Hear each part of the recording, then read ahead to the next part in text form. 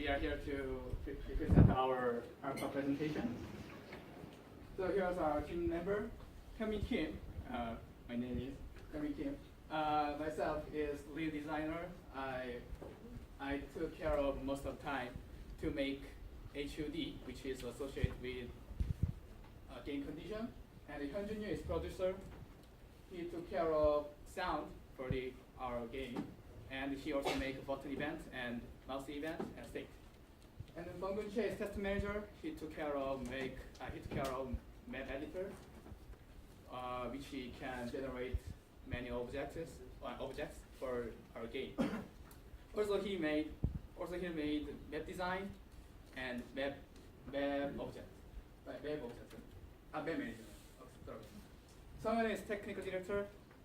Technical director, he took care of physics system. This is our game logo, out and in, and out and in is 2D puzzle for the entire game. So I will show you our game elevator demonstration.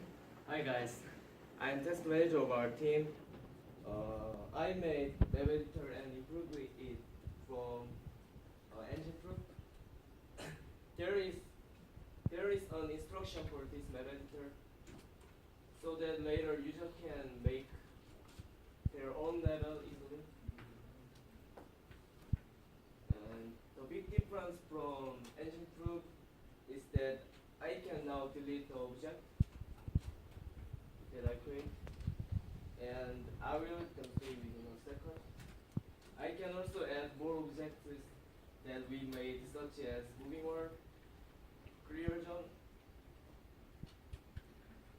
gravity zone, stars, and world.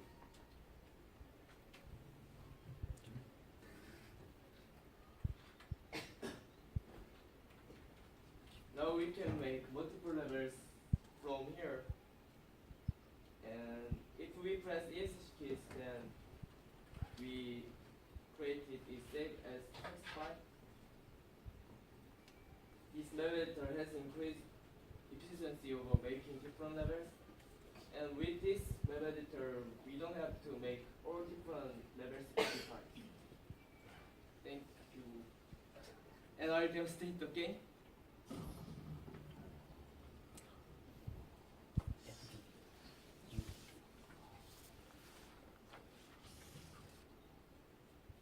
This is the main menu, and there are four buttons. There is credit, option, and game play. And now Songyun will demonstrate some levels.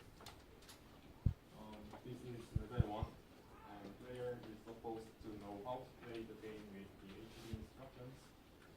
And at the corner of the window there is a light bar. We provided 5 lights for each level, so the players will try to play, with 5 lights. We go to the loose conditions when player spend all of these lights. And the player get the start and go to the final clear zone. It goes to the win condition and pop up the win HD. And this is level 2. It has moving wall, so the player should collide the cannonball at the moving wall and go to the final clear zone. We have level 3 and 4 and carry on. And for level 3 it is same as level 2. They should collide the ball at this part with this moving ball and go to the clear. We have level 4 like this and level 5 like this. And Hyunjun will keep introduce other levels. Hello, this is Hyunjun and I will explain about level 6. Over here, in order to get cannonball to clear area, we have to use this gravity zone. If the cannonball goes over here, the gravity works the other way. So that's how it works over here.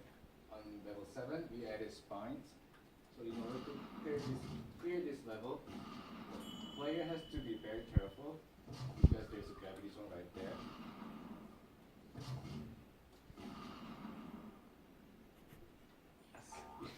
Made. Oh. Skip this level. And we also made another levels as well. And this level, we show them. Yeah. You guys can play the playtest.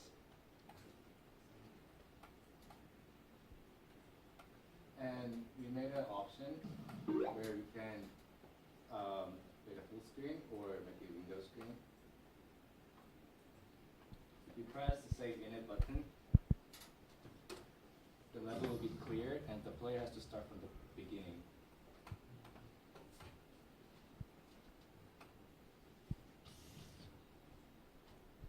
So there's level 1. That's for our demonstration. And now I'll talk about risk and mitigation. For the risk and mitigation, first, for the map editor, it is very hard to use for normal people. So in order to fix this, we have to have better, easy instruction and have better key control. And for the collision detector is not perfect right now. When cannonball hits the corner, it doesn't know what to do. So in order to fix this, we have to have more conditions on collision detector, or as for advice from TAs. And for the sound system, if the game is played long enough, the sound is disappeared, or we don't know yet. We don't know what happened, or if there's too much collision, the sound get crashed. I asked help from TA, and they suggest that we need to use channel pointer to have better control for sound system. And with these 3 risks, we think that we'll be able to fix this before play test. For the play test plan, our biggest concern for play test is that is our game fun, or is it too difficult to play, or does player understand our HUD? We will add these 3 questions on our survey to find out how our games work. Any questions for our game? Yes? What does HUD stand for? Oh.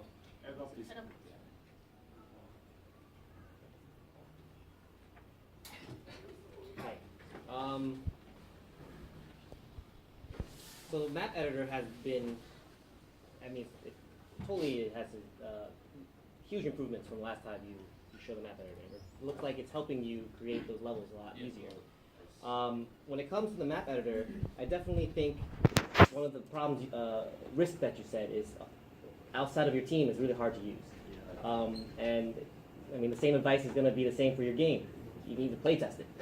Like have people actually test out your map editor, see how they use it, what don't they understand, and what can you change to make that map editor more intuitive to use. Essentially, if you think about some games, like city building games, it's not really that different from a map editor in some sense, right? You're picking things, putting things in, but the game just kind of develops like, SimCity or one of those simulation games. But essentially, you still have to play test and see what people understand, what they don't understand, how you can improve it. It's the same process you have to do. Since you're making the map editor, Bumgun, actually, who's been making the levels? Everyone? Yes. In the team? Okay. Have there been features where some teammates are just like, how do I do this, Bumgun? Have they asked you? He's saying yes. So he asked you. But essentially, it's kind of the same thing, right? They're testing out and using your editor, and you either show them or you make changes to your editor to respond to some of these problems that they're running into. So it's the same thing. If you want other users to use it, you have to kind of test it with them. Okay. So it looks like you can do a lot with the map editor now, which is great. Did you want to make this editor fully usable by players? Yes. Okay. So, okay. Okay, so I think from now on we can just focus on improving the usability of the map editor, but also with what you have right now, I mean, you essentially can just focus on polishing your assets, polishing the collision, so that it's more, it doesn't do anything so weird that players are like, whoa, like I can't play this right now. That it's really bad. Yeah, I think the advice from the TA about the sound bug probably is a good lead. What I'm assuming is probably happening is you're probably, every time you play a sound, you're probably creating a new channel. That's my assumption. That's why after a while, maybe, I don't know how you set up your Fmod, but it could be a limitation, and then it hits a limitation at some point. You may be not deleting channels, maybe not clearing out channels. I mean, you're supposed to actually create a bunch of channels and then use pointers to use them. But if you just keep adding new channels, maybe Fmod is just saying, no, you hit the limit. Maybe. But I have to actually look at it to see what's going on. So at this point, a lot of your features, I think, are in there. You don't really need to have any more features. It doesn't seem like you are. You didn't mention any new features. Is there any plans for new features? We're going to add many items. the trajectory. Oh, transition between levels? No, the trajectory, like. Oh, trajectory. Yeah. Oh, so, okay. like, it will indicate where the ball is going or heading. Okay, I mean, that's not a big, Particle system. big one. Oh, particle system. Yeah, he's Okay. working on it right Okay, now. so that's a bigger one. Any other? Various cannons.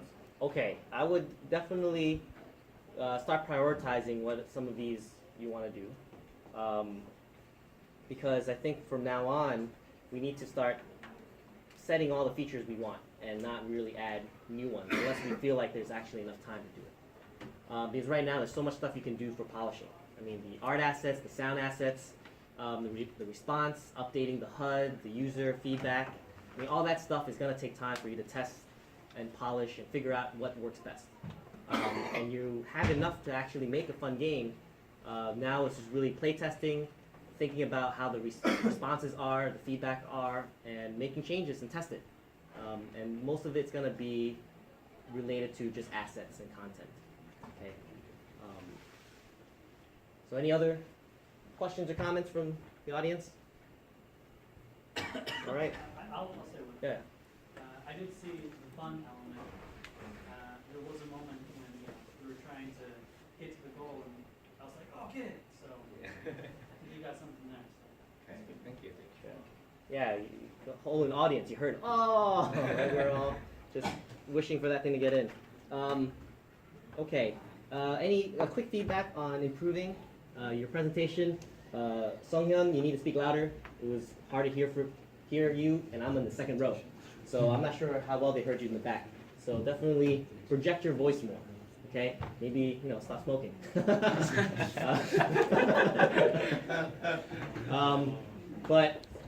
But I think that was one tip. Another tip is try not to stand in front of the projector where your face gets shined, okay? Because if you think about it, right, your whole body is really dark and all of a sudden your face is lit up. They're also blocking, but luckily you weren't blocking anything important. But your face was lit up. It looked like you had makeup on. Because it was just, so different.